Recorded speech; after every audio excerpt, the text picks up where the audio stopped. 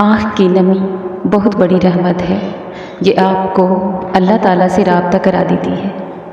شکر گزار ہو جائیں ان لوگوں کا جو آپ کو آنکھوں کی نمی عطا کر گئے۔ شکر کریں اس تکلیف کا جس نے اس آنکھ کو پرنم کر دیا۔ یہ چھوٹا سا آنسو کل کو آپ کے لیے بڑی سی رحمت بن جائے گا۔ یقین جانیے وہ ہماری سوچ سے بھی زیادہ رحیم اور کریم ہے۔ آپ زمین سے لے کر آسمان تک گناہوں سے بھر دیں، آپ سمندروں کے پانیوں کے برابر گناہوں میں بھیگ جائیں، ساری دنیا آپ سے منہ موڑ لے گی، مگر وہ ندامت کے ایک آنسو کے بدلے آپ کو پاک صاف کر دے گا۔ ساری دنیا دھتکار دے مگر وہ پھر بھی ہمارا استقبال کرے گا۔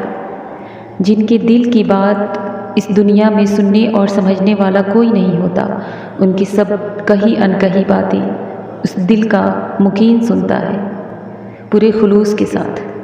جن کو احساس نہ جگائے ان کو بھلا کون جگا سکتا ہے؟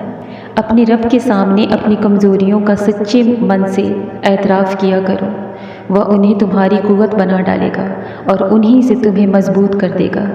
بے شک وہ ہر چیز پر قادر ہے۔ مشکلات جب آتی ہیں تو انسان کو بظاہر راستے بند نظر آتے ہیں، لیکن اللہ سے امید اور توکل کا دامن ہاتھ سے نہ چھوڑیں تو وہ ایسے ہی راستے کھول دیتا ہے۔ کبھی کبھی نہ اللہ تمہیں بچانے کے لیے نشانیاں بھیجتا ہے، لیکن ہم ان نشانیوں کو نظر انداز کرتے ہیں اور خود اپنے آپ کو ہلاکت میں ڈال دیتے ہیں، اور بے شک ہم سے بڑا ناسمجھ کوئی نہیں۔ حضرت امام غزالی رحمۃ اللہ علیہ فرماتے ہیں، ہدایت اور اللہ دو ایسی چیزیں ہیں جو آپ کو مانگے بغیر نہیں ملتی۔ یہ دل کی تکلیف تمہیں بتا رہی ہے کہ اللہ سے دور آئی اب بہت دیر ہو گئی۔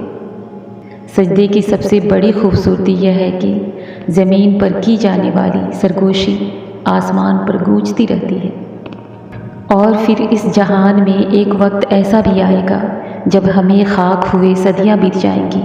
جو کچھ تھوڑا وقت ملا ہے اپنا لو، کچھ اعمال اپنے ساتھ لے جانے کو۔